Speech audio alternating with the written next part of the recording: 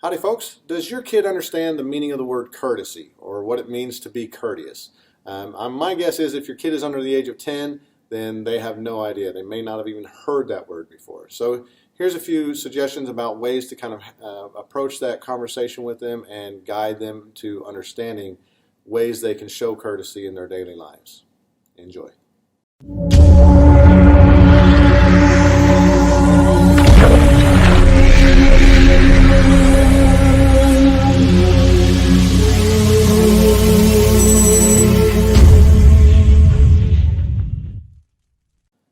Hey folks, it's Jake with NinjaFit back here again for you. Another discussion about a tenet, a word we use in our classes to work with the kids and even the adults and all that, help them understand how to be a better person, right? So honesty is usually the first one we start with. We've already had that conversation in a previous video.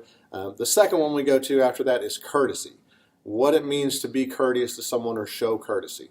And most of the time, if I ask somebody 10 years old or younger in class if they've heard that word, if they know what it means, they can't describe it to me. Not at least without putting the word back in the definition, which I don't allow. So I help them, I give them my definition of it. For me, it's to show respect, and then I kind of add a couple of extra things in there. To be polite and humble, right? Because nobody likes somebody who just rubs it all on your face all the time. That's definitely not being courteous if they're a poor winner or a poor loser, right?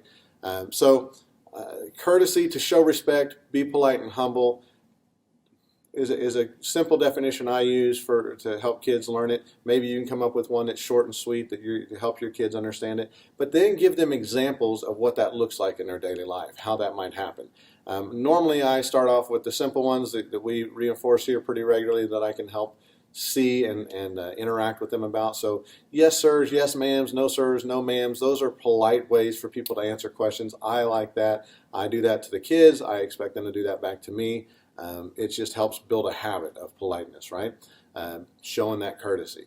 Then another couple of things I talk to them about. Okay, so someone's walking in the door after you, hold the door open for them, right? Whether it's mom or dad with a handful of groceries because they're stronger than you and you can't really help bring the groceries in, or maybe you can. That's another way to show courtesy. Help carry the groceries in, volunteer for stuff like that.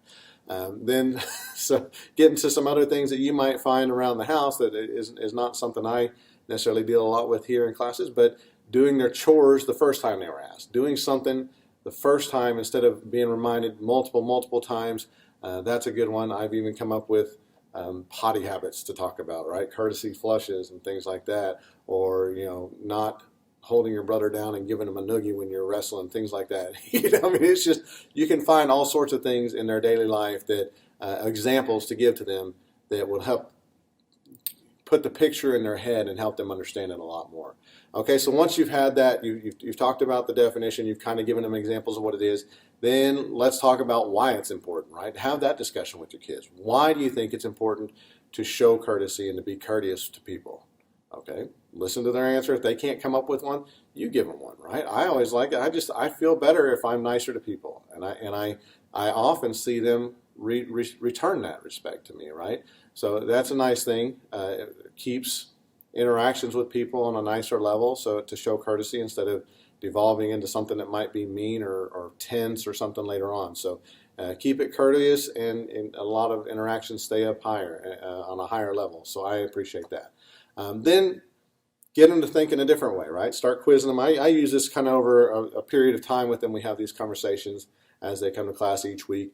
But if you want to just kind of condense it down into like a week and every day you're asking them a different question or asking them to think about it in a different way, then maybe you can move on to, okay, so give me an example of a time when someone showed courtesy to you. They were nice and polite and respectful to you.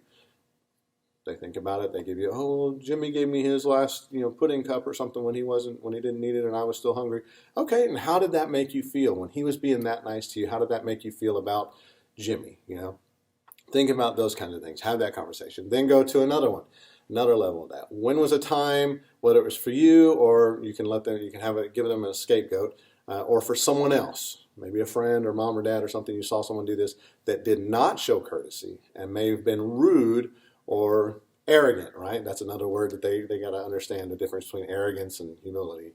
Give me an example of a time in your life that you've seen and witnessed that. Okay, they may have to think.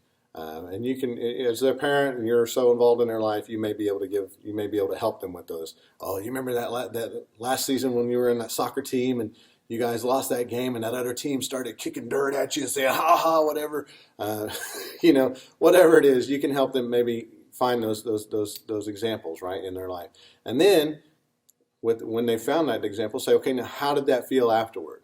If someone's rude to you, or they're rubbing something in your face, they won, you lost, or something like that, how does that make you feel? Okay, never good, never good, right? Okay, then do you see why you might not ever want to make somebody else feel that same way?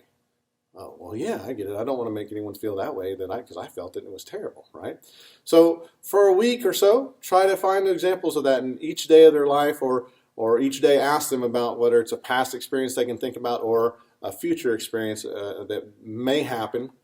Let's prepare for that, okay? So if you win the soccer tournament next year, are you going to kick dirt on the losers and say, "You suck"? No, no.